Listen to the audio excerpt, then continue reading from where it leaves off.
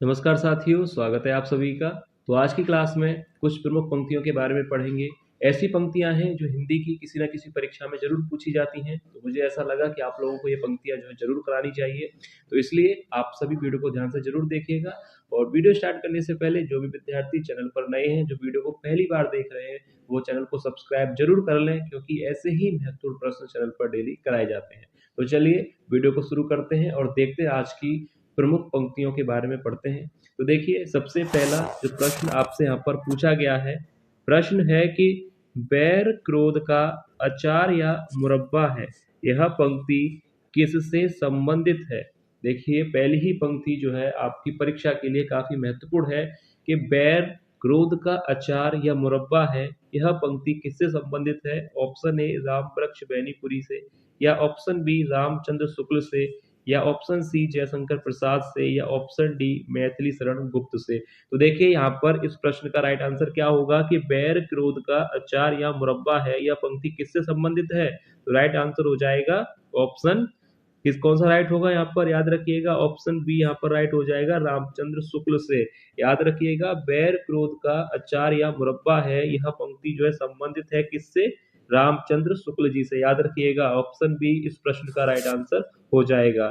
अब इसके बाद देखिए, यहाँ पर देखिए अगली यहाँ पर पंक्ति आपसे पूछी गई है, अधिकार सुख कितना मादक और सारहीन है, यह पंक्ति किससे संबंधित है। यह वो पंक्तियां हैं, वह पंक्तियां ली गई है जो हिंदी की किसी न किसी परीक्षा में पूछ ली जाती है।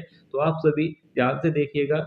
देखिए, प्रश्न है कि अधिकार सुख कितना मादक और सारहीन है, यह पंक्ति किससे संबंधित है। Option A Ramvriksh Benipuri, Ramchandra Shukla, option C Jaishankar Prasad, या ऑप्शन डी मैथिली शरण गुप्त। तो देखिए, राइट आंसर यहाँ पर क्या हो जाएगा, अधिकार सुख कितना मादक और सारहीन है, यह तो यह पंक्ति का संबंध किससे है। तो राइट आंसर ध्यान से देख लीजिए, जयशंकर प्रसाद से। ऑप्शन सी यहाँ पर राइट आंसर हो जाएगा। याद रखिएगा, अधिकार सुख कितना मादक और सारहीन है, तो इस पंक्ति का संबंध किससे है, जयशंकर प्रसाद से। याद रखिएगा ऑप्शन सी यहाँ पर इस प्रश्न का राइट आंसर होगा। अब इसके बाद देखिए यहाँ पर तीसरा प्रश्न है, यानी तीसरी पंक्ति जो आपसे पूछी गई है, उपन्यास मानव चरित्र का चित्र मात्र है, यह जो कथन है वह किसने कहा है। देखिए, ये भी प्रश्न जो है परीक्षा के लिए काफी महत्वपूर्ण है कि उपन्यास मानव चरित्र का चित्र मात्र है, यह कथन किसने कहा है। ऑप्शन दिए गए हैं, बच्चन सिंह ने, राम कुमार वर्मा ने, मुंशी सदा सुखलाल ने, या मुंशी प्रेमचंद। तो देखिए, ये कथन किसका है। तो ये भी प्रश्न जो है आपसे परीक्षा में पूछा जा सकता है कि उपन्यास मानव चरित्र का चित्र मात्र है। तो याद रखिएगा, यह जो कथन है इसका संबंध किससे है, मुंशी प्रेमचंद। ऑप्शन डी यहाँ पर राइट हो जाएगा। याद रखिएगा, यह कथन किसने कहा है, मुंशी प्रेमचंद जी का है। तो ऑप्शन डी इस प्रश्न का राइट आंसर होगा। अब इसके बाद देखिए, आगे यहाँ पर प्रश्न आपसे पूछा गया है। देखिए, एक और पंक्ति है कि निबंध व्यक्ति की स्वाधीन चिंता की उपज है, पंक्ति किससे संबंधित है। देखिए, ये भी परीक्षा के लिए शानदार प्रश्न है कि निबंध व्यक्ति की स्वाधीन चिंता की उपज है, तो इसका संबंध किससे है, नामवर सिंह से है, भारतेंदु हरिश्चंद्र से है, हजारी प्रसाद द्विवेदी से है, या महावीर प्रसाद द्विवेदी से। तो राइट आंसर क्या होगा, ये जो पंक्ति है इसका संबंध किससे है, नामवर सिंह, भारतेंदु हरिश्चंद्र, हजारी प्रसाद, या महावीर प्रसाद। तो याद रखिएगा, निबंध व्यक्ति की स्वाधीन चिंता की उपज है, इसका संबंध है हजारी प्रसाद द्विवेदी से, यानी ऑप्शन सी इस प्रश्न का राइट आंसर होगा। याद रखिएगा, ये पंक्ति किससे संबंधित है, हजारी प्रसाद द्विवेदी जी से। ऑप्शन सी इस प्रश्न का राइट आंसर हो जाएगा। अब इसके बाद देखिए, ये जो यहाँ पर पांचवा प्रश्न है, यानी जो पंक्ति आपसे पूछी गई है कि यह उपमान मैले हो गए हैं, पंक्ति किससे संबंधित है। देखिए, ये भी प्रश्न जो है परीक्षा के लिए अच्छा प्रश्न है, इंपोर्टेंट प्रश्न है कि यह उपमान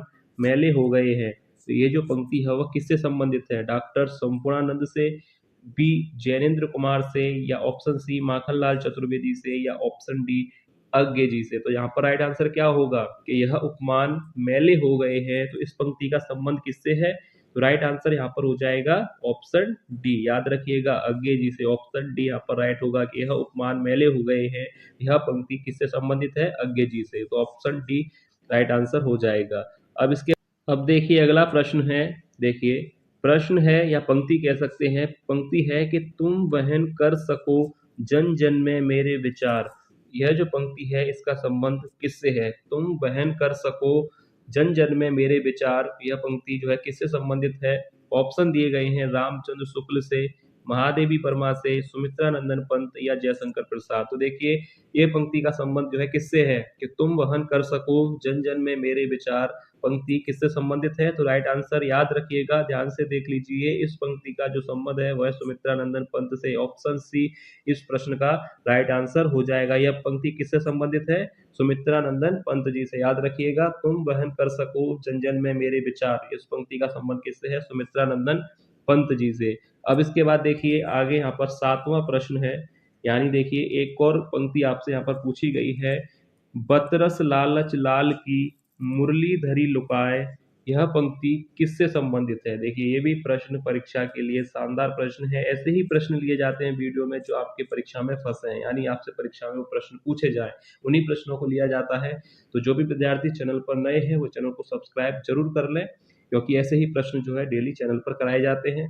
तो इस प्रश्न का राइट आंसर क्या होगा कि बतरस लालच लाल की मुरली धरी लुकाए, यह पंक्ति किससे संबंधित है? सूरदास जी से, कबीरदास जी से, तुलसीदास से या बिहारी जी से? तो राइट आंसर क्या होगा? बतरस लालच लाल की मुरली धरी लुकाए, यह जो पंक्ति है इसका संबंध है बिहारी जी। ऑप्शन डी यहाँ पर राइट आंसर हो जाएगा। याद रखिएगा 7वां प्रश्न है, तो इस पंक्ति का राइट आंसर हो जाएगा ऑप्शन डी।